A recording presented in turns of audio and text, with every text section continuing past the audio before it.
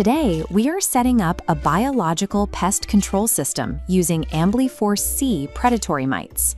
This deployment protocol applies directly to your environment, whether you are managing ornamental greenhouses, indoor cannabis setups, orchards, or open field row crops. Take a look at these 3 packaging formats.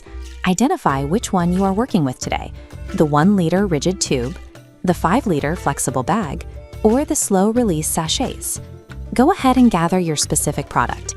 If you are using the flexible bag, you will need a pair of scissors, and if you plan to keep material off your leaves, grab your universal release boxes.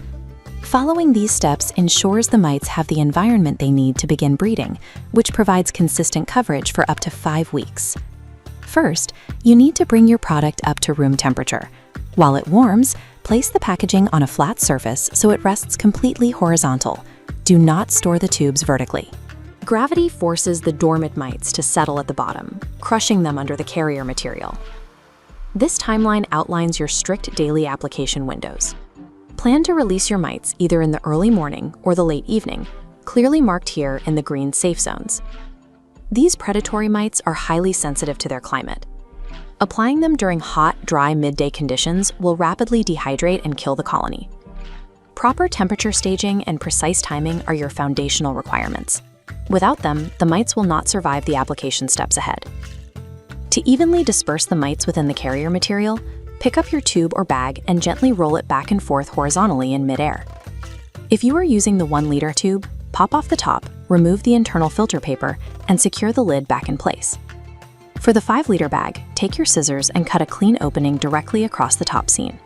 Hold the container over your treatment area and gently tap the sides to apply a light, even dusting of carrier material onto the broad foliage.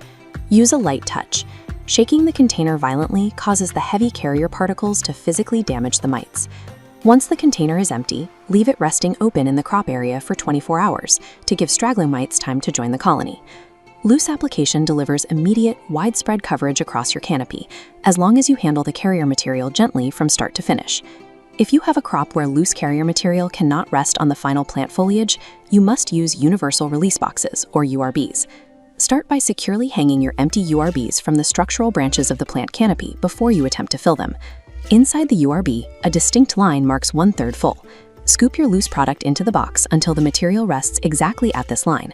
This gives you a vital compromise. Your foliage remains clean, while the mites still get a secure, localized launching pad into the canopy. Carefully tear along the perforated seams to separate an individual sachet from the master strip, ensuring you don't rip the main packet. Hang the sachet freely on the plant itself, placing it as close to the main stem as possible.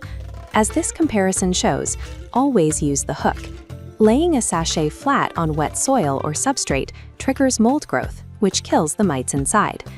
To calculate needed sachets, check this top-down crop layout. On the left, overlapping leaves create physical pathways for mites to spread. On the right, plants have gaps. Mites cannot cross empty space, so isolated plants require their own dedicated sachet. Once placed, adjust your irrigation. The sachets are water-resistant, but direct overhead watering will flood the packet and destroy the breeding colony inside. Strategic sachet placement and moisture control allow the mites to populate the mites and provide protection for over a month. With the carrier material dispersed and the sachets hung, your AmblyForce C deployment is officially active.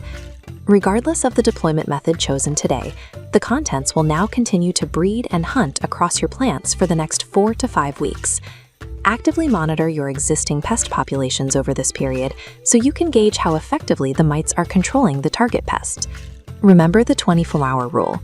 Leave all empty packaging right there in the treatment area for a full day before cleaning up. To review further documentation on our complete line of biological controls, visit greenmethods.com.